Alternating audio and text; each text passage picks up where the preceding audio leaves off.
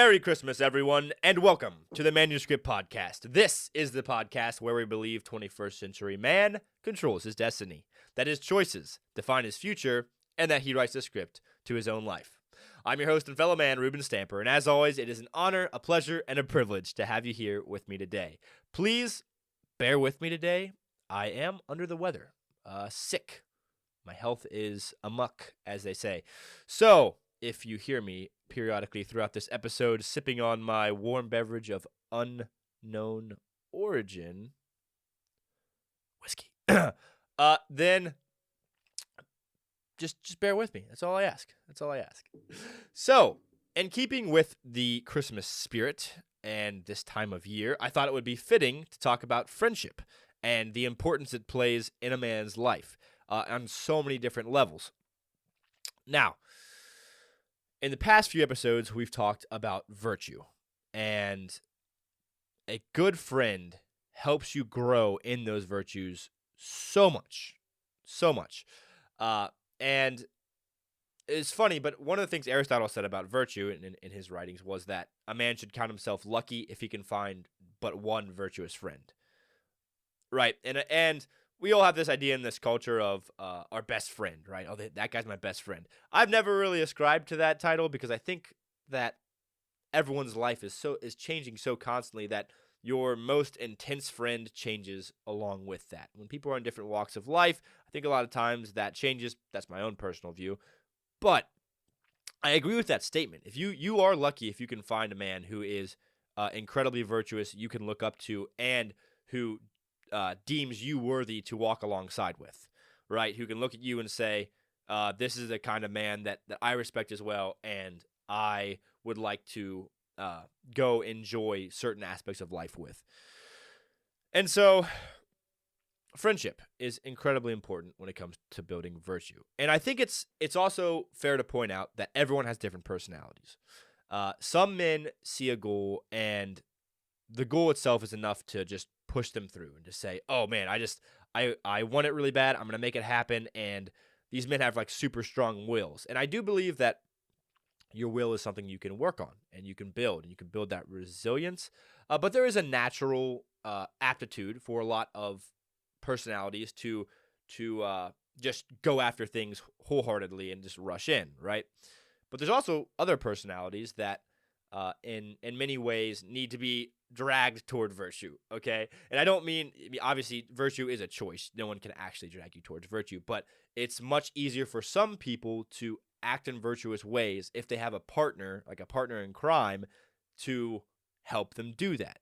And so in many ways, that's why friendships for men just are so important. It's because a lot of things you wouldn't do on your own, you would go do with a buddy. And a lot of times that can bring up a competitive nature that makes you want to do better and to become a better version of yourself. And so for all those reasons, yeah, friendship is incredibly important. Now, also, another thing to keep in mind is that if you have multiple friends, that's awesome. That's cool.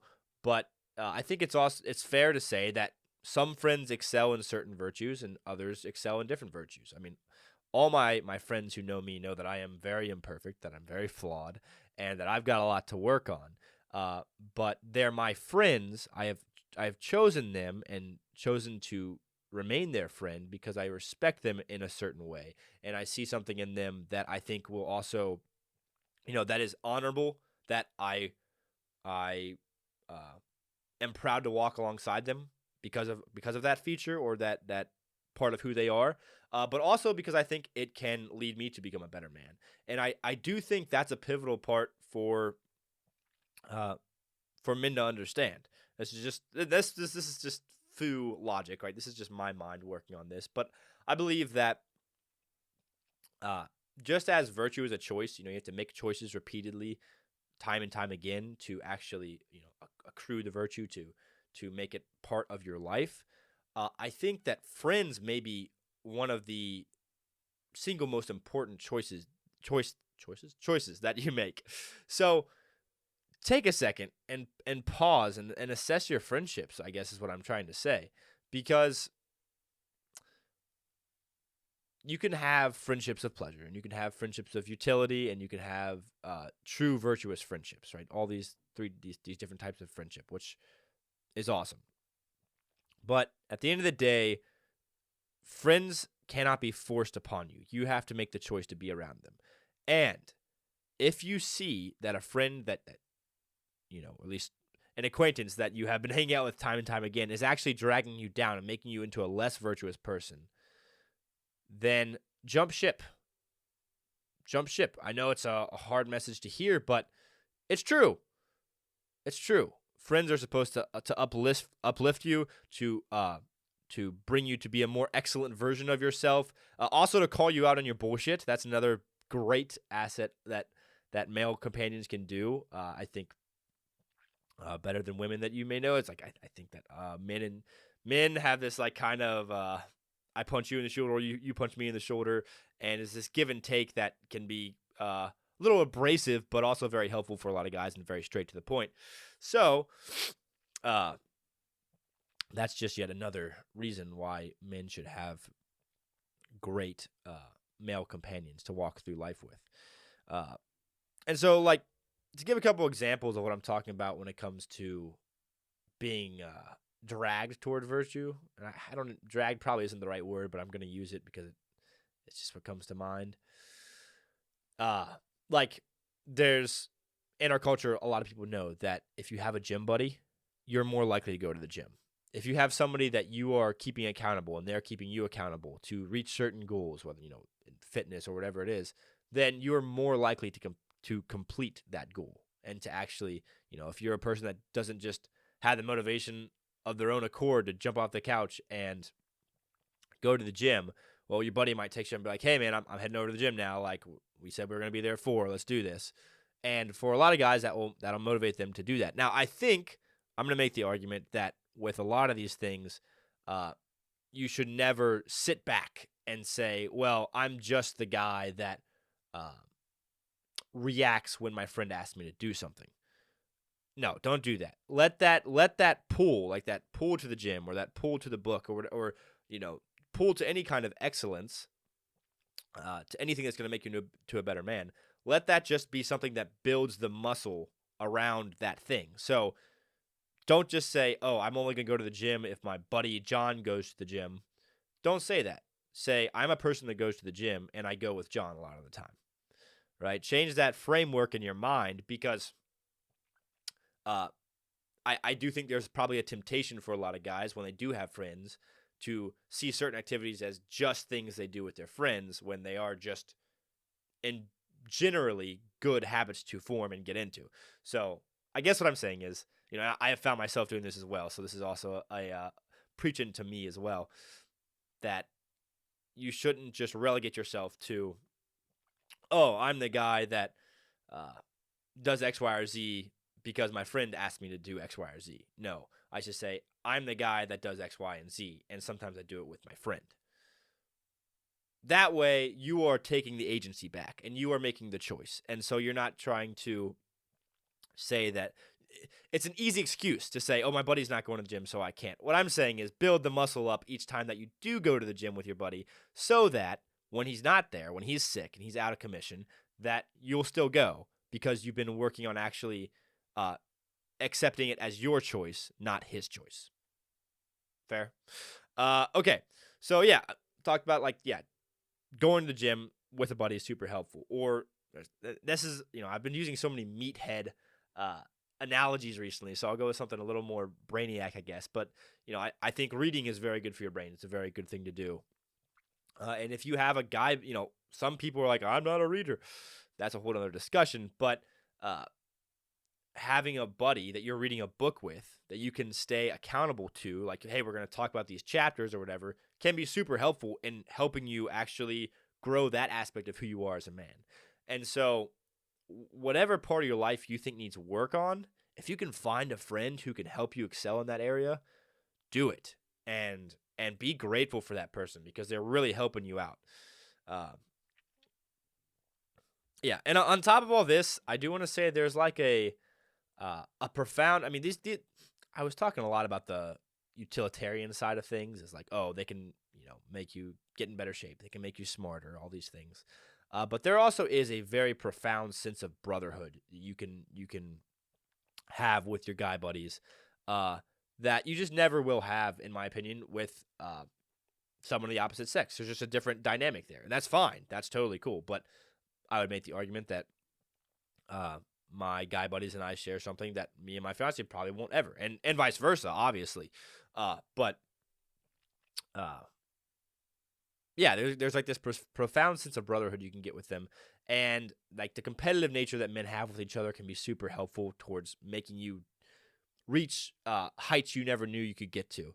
Like each year, me and a couple of my cousins do this thing we call deer camp. It's in December. It's freezing cold outside, and we go camp and we hunt with muzzleloaders for deer. It's in season. It's all legal. Last year, we always try and make challenges for ourselves, right? Last year, the challenge was if we get a deer, we're not going to pick it up with a truck or with a side-by-side. We are going to cut down a tree, tie the deer's legs to the tree, and we're going to just pull rick it all the way back to our camp. So the last morning of the hunt, I am at the farthest hunting location away from the camp. And I hear something walking through the woods. It's a buck. I shoot it. And my guy buddies are like, oh, dude, why? Because we'd already made this commitment, and we held each other to it that, hey, we were going to haul this deer out by hand. And so we did it. And we cut down a cedar tree, and we tied the legs of the deer to it, and we hauled it out. And it was about, I want to say, a mile and a quarter or something like that. Absolutely killer. Was so sore afterwards. And the tree wasn't stiff enough, so it would like bend. Like when you'd walk with a deer on it, it would bend and just eat into your shoulder, and it hurt like hell. But it was an amazing time, and there was this great bonding that happened between me and these guys doing this because it was difficult. It was difficult, but it was fun, and it was that embracing of the challenge that you probably wouldn't do by yourself, but with your guy buddies, it really created this awesome moment we all could share and bond over. So these are the reasons that I think men should have friends to help them excel, to grow in virtue, to become a better man. And there's a lot of utilitarian reasons, and there's also just this brotherhood that you can share with your mates. So get some good friends in your life. If you have bad friends, ex-nay them. Get them out of there, okay? You don't need them. So that's all I have to say on friendship. I hope you enjoyed.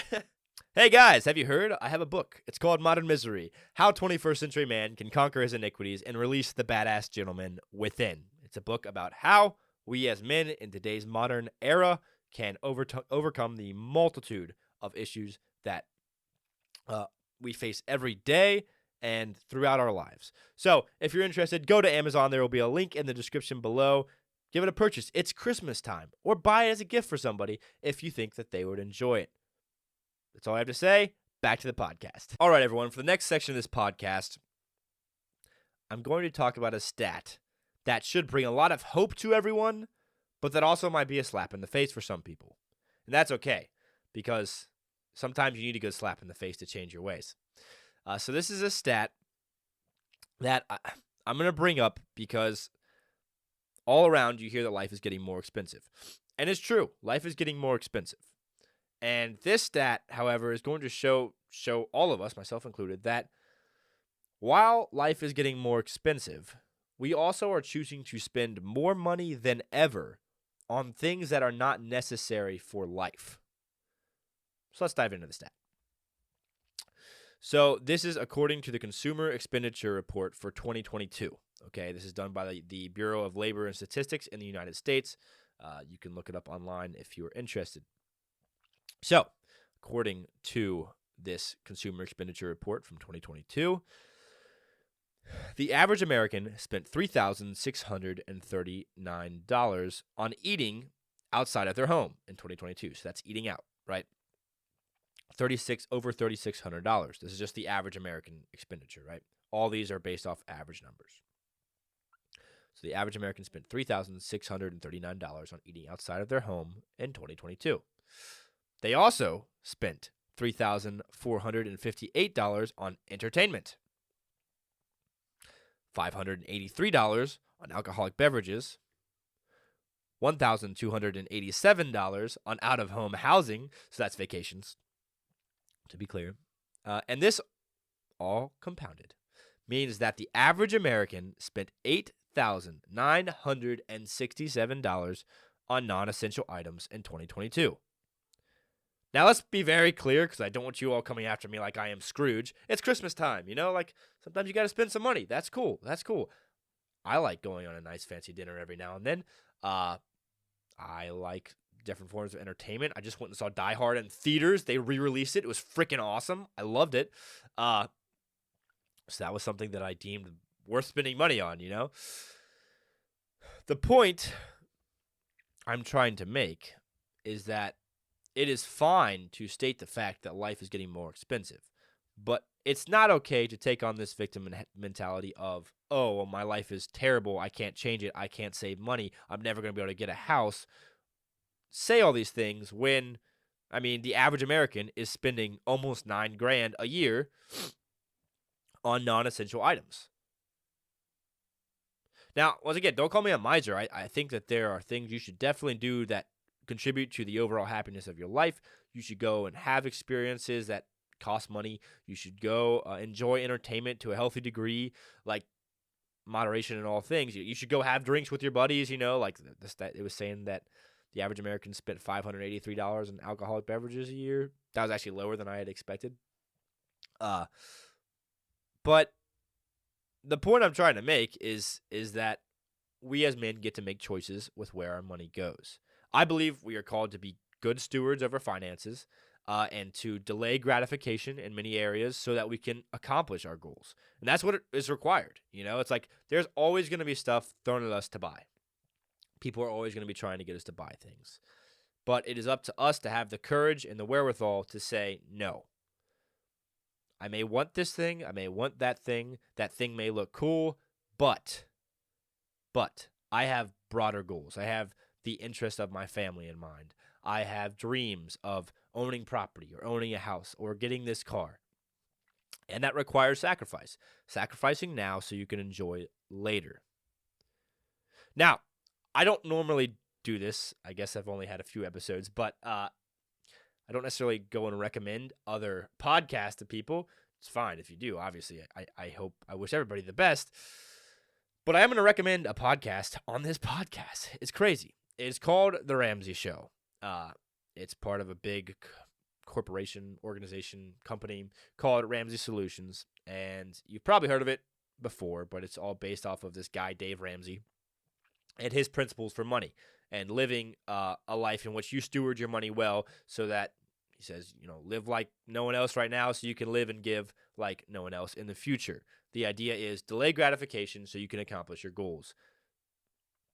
And, I read his stuff when I was like 13 or 14, and I've been living my life by it ever since. And the thing I love about it is that his whole financial network solves for peace. And that's something that doesn't get talked about very much. But, like this idea of shouldering tons of debt, it does not contribute to a life of peace. And personally, I think most guys I know would like to have a life where they can really just drop their shoulders and be like, okay, I don't have the banker coming out for me. I don't have debt collectors coming out for me. I am my own man. I am beholden to no one, no other man anyways. To me, that's a really attractive message, and that was what they hit me with, So I've been kind of a Dave Ramsey disciple for a very long time now, and I would highly recommend it to a bunch of guys out there. If you're wondering, oh, how do I manage my money well? What are the principles I should apply to my money? Then go check them out. Ramsey Solutions. Great podcast. They've got a bunch of different hosts that do a bunch of amazing stuff over there.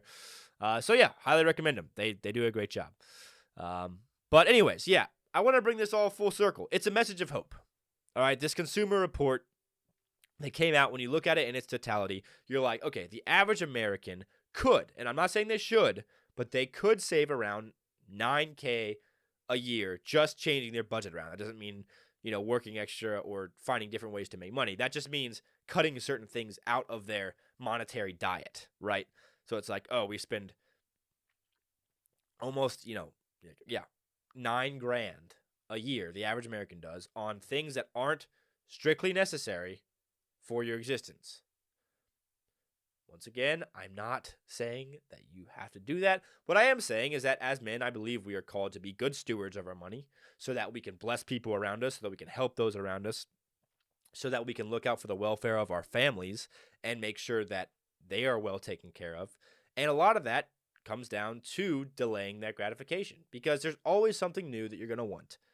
And even though it's Christmas and the consumerist mindset is everywhere, and it's when Americans spend the most amount of money. I mean, I know I spent a lot on gifts recently too. Even though it's that time of year, I just want to put the message out there. I thought that was a really interesting stat I wanted to share with you all because it does point to the idea that discipline has monetary repercussions. These intangible things lead to tangible results. And so this podcast, which is all about, making choices to define your future, right? Writing your own script to your life. You can do it. That's the point of this podcast, and it has ramifications down the road. That's all I have to say on this stat. Americans spend almost $9,000 on non-essential items every year. All right, everyone, we are on to the last section of the podcast, the Reuben rants section, one of my favorites. And I'm going to get in hot water for this topic today. I know I am, and I'm not here to hurt anyone's feelings. I'm just here to express a very heated opinion I hold on this topic, which is the topic of motorcyclists. I'm here to claim that I'm done. I'm over the signs that constantly say, share the road. Share the road. These passive-aggressive signs people put on the back of their cars, and they fly on flags, and they just put everywhere, share the road, and it shows a picture of a motorcycle. I'm done with it. Now, I understand there have been tragic accidents on motorcycles, and people have had terrible, terrible things happen to loved ones on motorcycles. I understand all this. And I'm not anti-motorcyclists, but I'm done with these signs that keep telling me I need to share the road. Now, I don't know about you. I drive a Honda CR-V. When a motorcyclist is around me, I am more careful than I ever am on the road because I'm like, damn, there's literally another human completely exposed to my car, right? Completely exposed on this little motorbike that is driving at 65, 75 miles an hour. Yes, I am more careful than I ever am on the rest of the road. Share the road, like, I do. I do share the road, and so do most other people. And I do want to be clear, I am pro-motorcyclist. There's a bunch of guys around here that drive Harleys, and they wear their leather jackets. These old dudes with these big white beards, and they go to the bar, and they like to sing karaoke. Cool dudes, like legitimately cool dudes. I am so pro them having the freedom to ride on the roads with their motorcycles. If you asked any of them, though, they would tell you, yeah, it's obviously more dangerous, than a car. You are completely exposed to vehicles moving at intensely high speeds, and you're on a vehicle moving at intensely high speeds. Yes, it is more dangerous. So the share the road thing, I think they would just be like, yeah, but it's, we have to do the same thing. Everybody should abide by the same rules. And this is where it really gets me. I don't care about those old guys with their big white beards on the Harleys doing that because they're chill. They're cool. They'll ride in their big gangs of motorcyclists, and they'll go on the highway, and they'll enjoy the wind in their faces and reclaim that little bit of freedom they felt when they were young. It's great. Very pro that. But what I can't stand are these absolute dumbasses on these little crotch rockets who think they're the shit and that they get to break every rule on the road because they're a motorcyclist. That I cannot stand. They should not be on the road. They piss me off more than about anyone else. I have had this happen multiple times where you're stopped in standstill traffic. Cars backed up for miles. And this dipshit decides that he, as a privileged motorcyclist, gets to split the line all the way through everyone to get to the front of the line. What a dickwad. Ooh.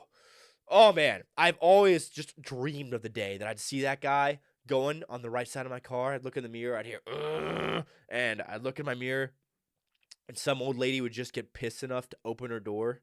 Be like, I'd like, act like she has to adjust something. Pff, guy just flips over, just like flies 40 feet forward. He's got skid marks all over his body. His freaking bike is totaled.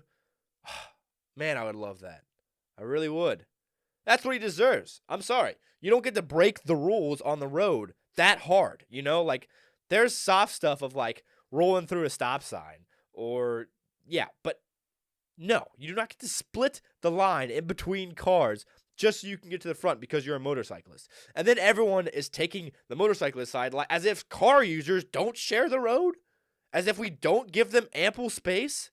100%. And when I hear them, because they're always loud, I mean, the motorcycles are normally very loud. Yes, I am more aware at all times that there is a human exposed to me going at the same speed I am on the road. Yeah. So I'm just done with this passive aggressiveness of like, share the road, watch out for motorcycles. Everyone I know watches out for motorcycles. It's the motorcyclists who are dumbasses that make that whole movement a thing. It's not your old guys that are traveling the speed limit and abiding by the laws. It's these young dipshits who think they can break the law and get away with it. And then they get in terrible accidents and it's like, oh no, he was going 95 in a 45, right? And he was speeding past these cars super fast. This car is trying to get over, and, you're a tiny little motorcycle, and you're going 95, and you hit this car, and then you wreck and you die, and it's terrible, and it's sad, and it's also your fault.